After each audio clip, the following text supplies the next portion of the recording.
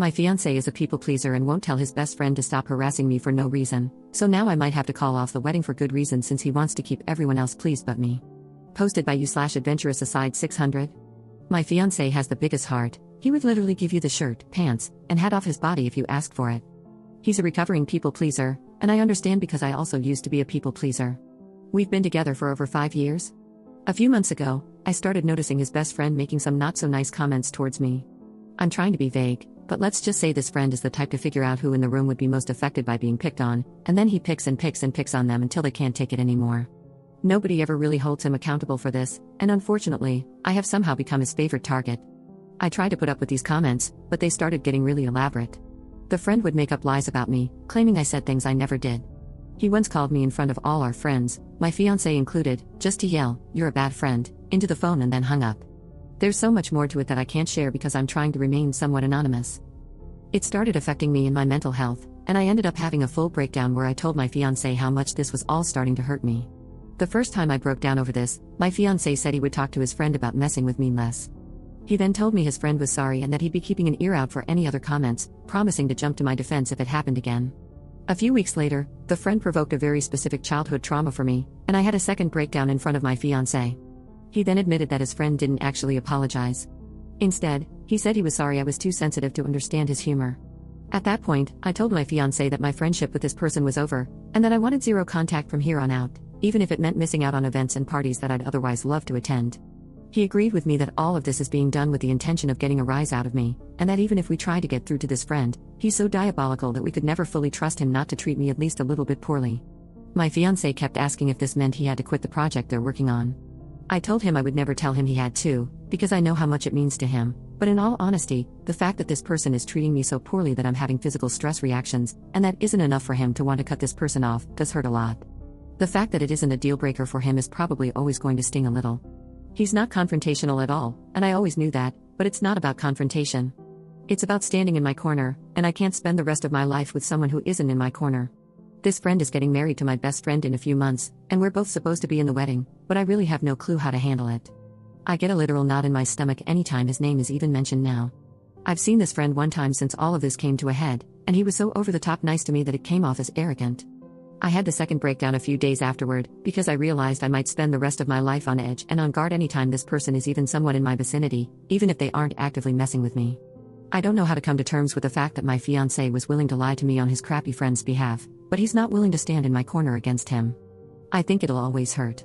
This guy was supposed to be the best man in our wedding, and as a result, we haven't been talking much about wedding plans. I think if my fiancé is still planning on having this friend in our wedding, I may have to call it off for my own sanity, and that sucks so bad. This is eating me alive. I love my fiancé so much. I love his big heart and the way he loves with all of it. But he loves some truly wretched people, and I don't know if he'll enforce any boundaries with those people before the lack of boundaries becomes too much for me to handle. I'm just hurt and hurting. I just want whatever outcome to play out so I can stop feeling so guilty and awful all the time. Update 1 month later. Never thought I'd actually update this account out of sheer embarrassment, but I wanted to share this for those who encouraged me to put myself first. I want you all to know my partner absolutely came through and protected me in this. We spent all the time since my last post up until last week communicating, trying to find a resolution, and walking through how it got this bad. He took a lot of accountability for that. This is not a case of me giving in. He fully understands that this only got so bad because it was never handled correctly, and he had a major hand in that. There were so many more layers to this than a Reddit post ever could have conveyed. The bottom line is that we are closer than ever, and after a lot of talking, we decided on my partner sending a firm but not unkind message to his friend, explaining the behaviors, explaining that they were hurting his partner, and that it needed to stop. He offered to write up the first draft, and we could go over it together to perfect it. Reddit, please know that the first draft my partner wrote was so spot on, exactly what I needed to read, that it instantly shifted us into us versus the problem mode after we'd been stuck butting heads for weeks.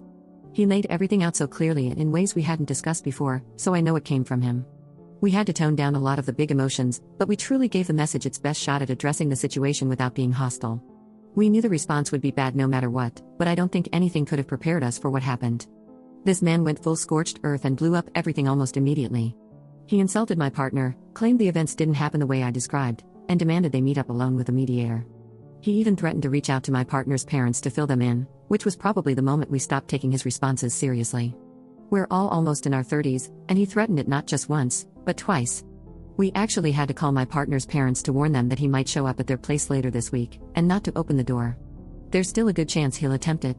We stayed respectful throughout all of this, which I feel good about.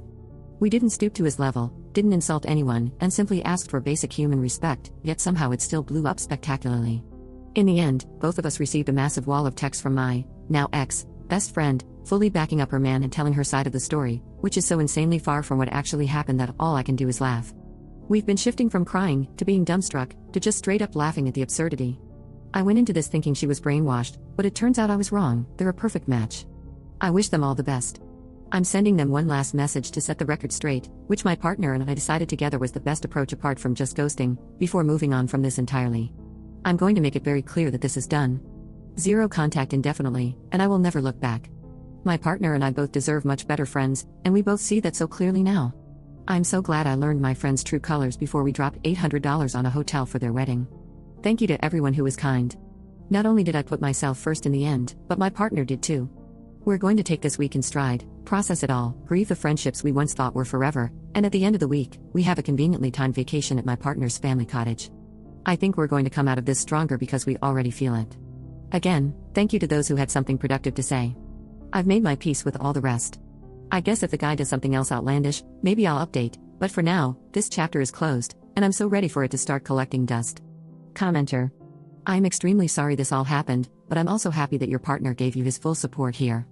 As for the ex-best friend, I've seen this before, and I'll bring it up just in case it's needed. Sometimes victims of abusive manipulators end up seemingly doing a 180 to their normal behavior and supporting their abusers against everyone else.